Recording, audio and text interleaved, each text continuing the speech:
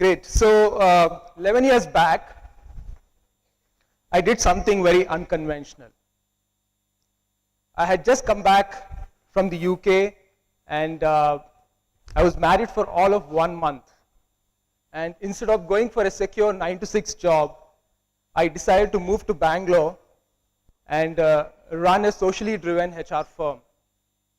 Back then, I hadn't heard of the term social entrepreneurship. It didn't exist back then, but that's more or less what I wanted to do.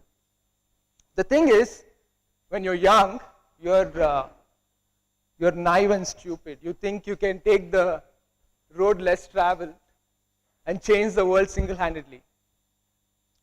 But what you don't know is, the road less traveled has no roads. It has only bumps and stones. And you can stumble, fall, and hurt yourself. It didn't take me long to realize that I wasn't changing anything. I was just too busy trying to survive. My work life revolved around client meetings, targets, and deadlines. That's all I was doing. But if my work as a recruiter taught me one thing, it's this, that I live in a country with a great divide. You know, India is a country of the haves and the have-nots. The reason I say this is because there are two types of people who walk through our doors. Number one, type 1 that is. Type 1, the guys who already had about 4 offers, but wanted to know if I could make a better offer.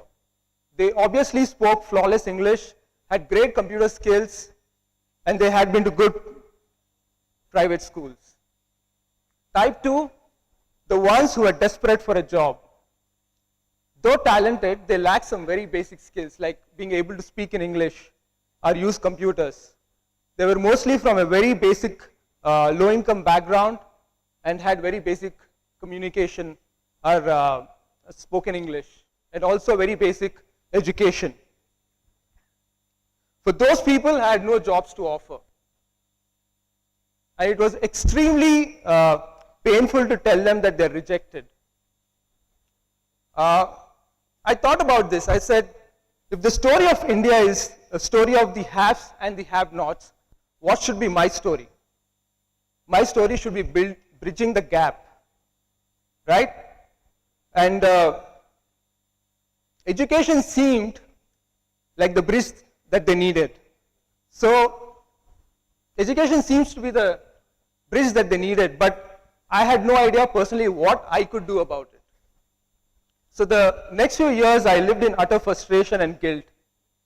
And if you're an Indian, you know the feeling. It's the same thing you feel when you see a child at the traffic signal, or Chotu serving chai, or when you watch a documentary like India's Daughter.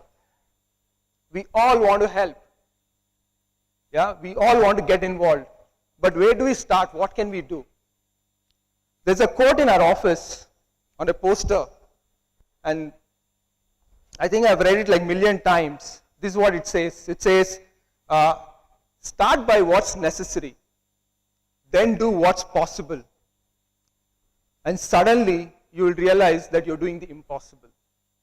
So after reading it a million times, I decided to apply it.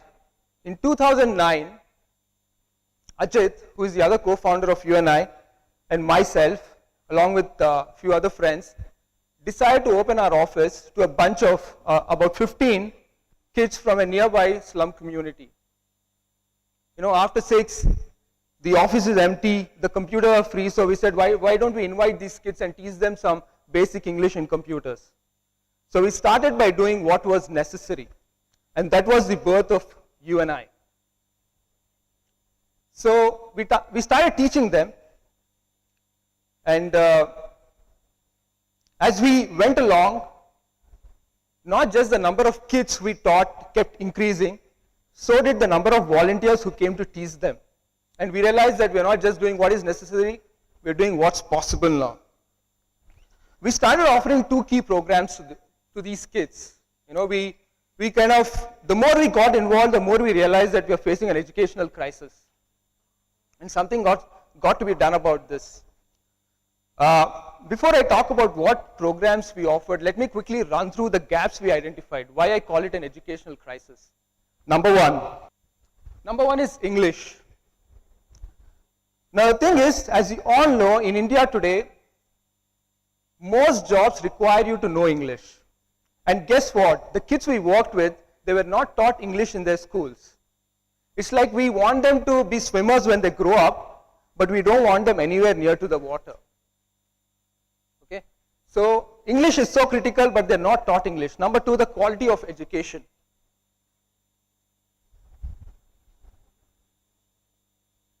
Now, this is probably the biggest educational crisis facing India today. If you look at the condition of the government schools in India, it's really bad. You know, I'm going to display some of the statistics from a latest survey.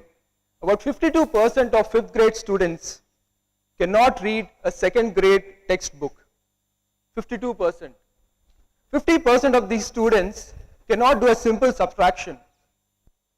And about 56% of 8th grade students cannot do simple division. That's the state of our schools. Something's got to be done. And you know what? Teach for India estimates that 9 out of every 10 kids will drop out of their schools before they reach college. 9 out of 10 kids. Can you comprehend that? 90% of these kids will not reach college. You know? So you and I are really fortunate ones. Not only that, the other side of the problem is because all these kids are first generation learners, you know, they're the first ones to go to school. So they're struggling at school and they go home, there is nobody to really help them with schoolwork. So that makes it even more difficult for them. And because they're the first generation learners and most of their peers are dropouts, they've got no role models, you know. When today you want to go to college, you want to decide what you want to do next, you have so many people, right? They've got nobody to go and talk to or get inspired about. So these are some of their needs, some of the gaps. Looking at this, as you and I, we rolled out 2 programs. Number one was an English course. Now why is English important? We all know. You know, it can increase your employability tremendously, but it's not just that. English has the potential to double one's salary. Can you believe that? Let me give you an example of this. You take someone who's working in a supermarket like Food World. Yeah? He probably can't speak any English because he is not required to interact with the customers. Guess what his salary would be? About 4,000 to 5,000? Right? Now, you take someone like that and you decide that for the next 6 months, just for about, say, 4 to 5 hours a week, you're going to teach him English. You know, very basic English, just for 4 or 5 hours. And you do this for 6 months. Yeah? End of 6 months, now this person with his newly acquired skill can move from a supermarket kind of a place to a shopping mall, you know, say lifestyle or shopper stop kind of a place. And you know what the salaries at these places are? About 8 to 10,000. So literally by you spending about 4 or 5 hours for 6 months, you can double this person's salary. Can you comprehend the power that you have? Literally, you know, just by spending few hours a week for 6 months, you can change his life forever. We have that power. The second thing we did was started tutoring the kids. You know, keeping in mind that they're not getting quality of education. You know, when they go home, there is nobody to help. Tutoring becomes extremely important. You know, there's an interesting stats about why we should keep these kids in school. You know, with every year of schooling, a child's future income goes up by 10%, which basically means, again, if you take time and tutor someone this year and help him from going from, say, 6th to 7th or 7th to 8th, whatever it is, he's going to earn 10% more because of what you have done this year all his life. You have the power to make that happen. Yeah? But the thing is, these programs are never about just teaching the kids. It's about being role models to them. You know, when you start teaching them, you become their role models. They all want to be there like their annas and akkas who teach them. there is an interesting thing about dreams. Yeah? The thing is, you can only dream about things, mostly you can mostly dream about things that you have either seen or heard of. Right? Yes? No? Okay. Girls, I want you to look at Jason. Is Jason here?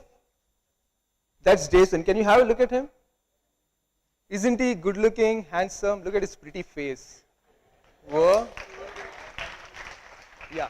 Now the thing is, you've seen Jason, though. So chances are, girls, when you go home tonight, you're going to dream about him. Right?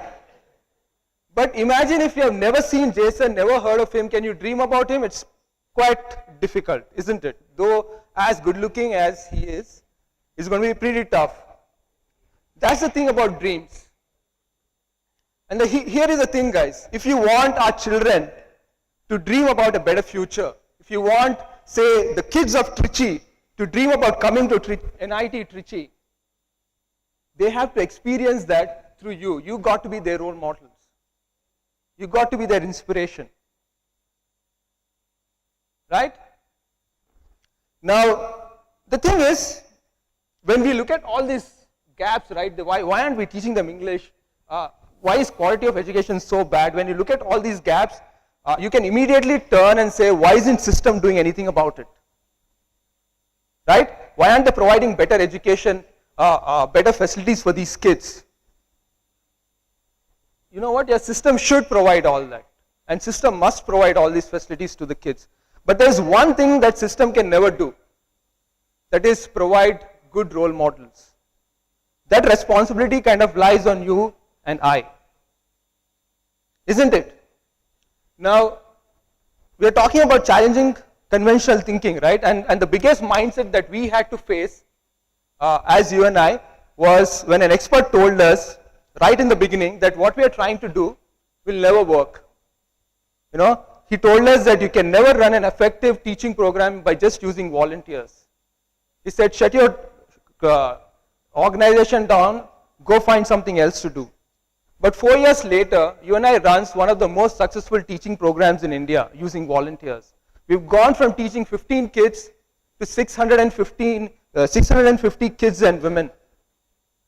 We've gone from just a being bunch of friends to a movement that is spreading across India with thousands of volunteers who have are giving their time as volunteers to UNI. Yeah? And it's not just been about growth, it's been about exceptional results thanks to our extraordinary volunteers. You know, the biggest test when you're teaching kids is the 10th grade, right? The boards. Last year, of all the 10th graders we taught, about 80% of them passed with more than 71%. Yeah? And that was done because of young people like you. Yeah? You have that gift and you can give it away. Someone said this, and I truly believe this, that educational crisis is the single biggest solvable human rights issue of our time. I say solvable because we have the solution. It's in our hands. It's not like, say, HIV or cancer where we don't have the cure. We have the cure. We have it. We can give it away freely. What are we doing about it? When you look back on time and think of some great evils like, say, slavery, and you think of indifferent previous generations to it, and you think about they didn't do anything about it, and you ask yourself, how could they have not? You know what? When the future generations look back on us, they look at this divide of haves and have-nots, and this gift of education that you have, that you can freely give away, but you have not done anything about it. They're going to look back and say, how could they have not done anything about it?